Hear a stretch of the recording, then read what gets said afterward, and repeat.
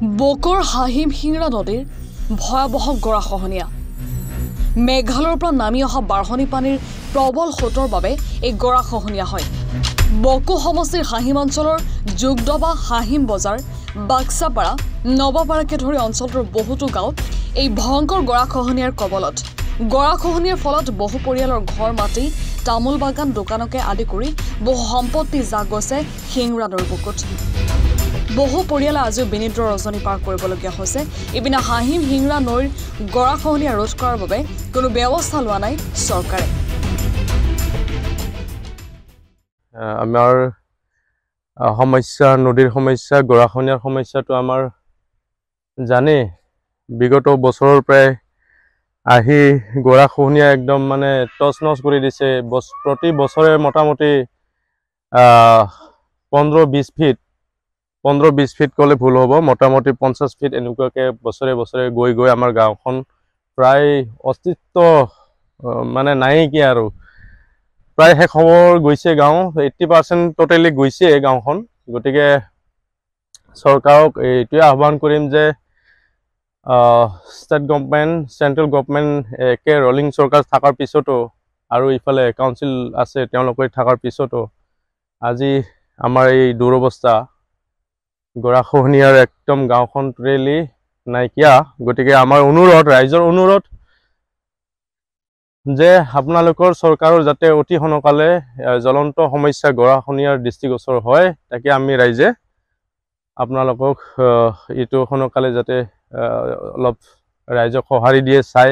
এটা যেন স্কিম ধৰি দিয়ে ডাঙৰকৈ হাহিমটো প্লাছ আমাৰ জগদবা একে লগতে লাগি থকা হাহিমতে লাগি থকা জগদবা গাঁওখন চীৰ্ণ বিচীৰ্ণ প্ৰায় নাইকিয়া হৈ গৈ আছে প্ৰতি বছৰে মোটামুটি 50-60-70 মানে ফিট এনেকাকৈ গুচি গৈ যায় আছে বৰ্তমান গাঁওখন একে শেষত মোটামুটি আপোনাৰ প্ৰায় নাই 5 ভাগৰ মোটামুটি 4 ভাগে গুচি গ'ল ধন সম্পত্তি আদি কৰি মানে তামোল গছ নাৰিকল গছ যত যি মূল্যৱান গছ গছনি ঘৰ দুৱাৰ আলি পদুলি গোটেই ৰাস্তা আদি কৰি গোটেই সম্পূৰ্ণ গুচি গ'ল গতিকে চৰকাৰক কাটৰ আহ্বান যে চৰকাৰে আমাৰ কথা ৰাইজৰ বিননিটো শুনক আমাৰ এইখিনিকে কৈ আপোনালোকক কাটৰ অনুৰোধ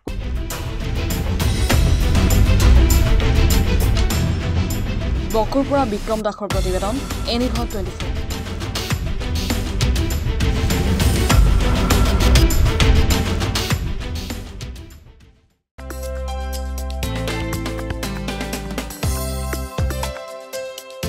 আপোনাৰ ঘৰখন আৰু অফিচ চালে চকুৰুৱাকৈ সজাওক আজি আহক সকলো ধৰণৰ অত্যাধুনিক ফাৰ্নিচাৰৰ বাবে সিটি ফাৰ্নিচাৰ 6 মাইল গুৱাহাটী আমাৰ ঠিকনা 6 মাইল পাঞ্জাবাৰী ৰোড পুৰবিদাৰীৰ সন্মুখত গুৱাহাটী আমাৰ যোগাযোগ নম্বৰ 9435013969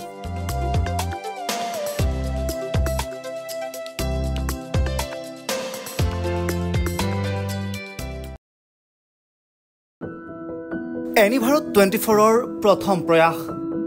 জুবিন গাৰ্গৰ গীতৰ প্ৰতিযোগিতা জুবিনৰ গানে কি আনে